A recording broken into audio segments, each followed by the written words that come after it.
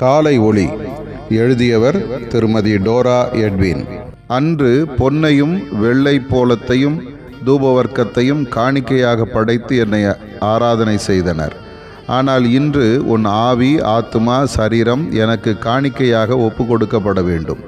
உனக்கென்றே வாழ்ந்து வெறும் கையாய் என்னிடம் வராதே. உன்னை சுற்றிலும் உள்ள உலகம் தேவை நிறைந்தது. உன் அன்பை கொடு, உன் பொருளை கொடு, உன் நேரத்தையும் கவனத்தையும் கொடு. ஆத்தும ஆதாய பணியில் முழு மூச்சுடன் ஈடுபடு. பிறருக்கு மாதிரியாக வாழ்ந்து காட்டு. உன்னிடமுள்ள சமாதானம், மகிழ்ச்சி, அன்பு இவற்றால் உன்னை சுற்றி உள்ள உலகம் இரட்சிப்புக்கு வழிநடத்தப்படட்டும். உனக்கென்று திட்டங்களை வகுத்து கொள்ளாதே. என் திருச்சித்தம் நிறைவேற வேண்டும். நீ பரிசுத்தமடைய வேண்டும். உன் சரீரமும் உன் ஆவி, ஆத்துமாவும் பரிசுத்த ஆவியானவரின் முழு கட்டுப்பாட்டுக்குள் வைக்கப்பட வேண்டும். கசப்பு, முறுமுறுப்பு, கோபம், பகை, தன்னலம் என்ற பாவங்களுக்கு விலகி ஓடு.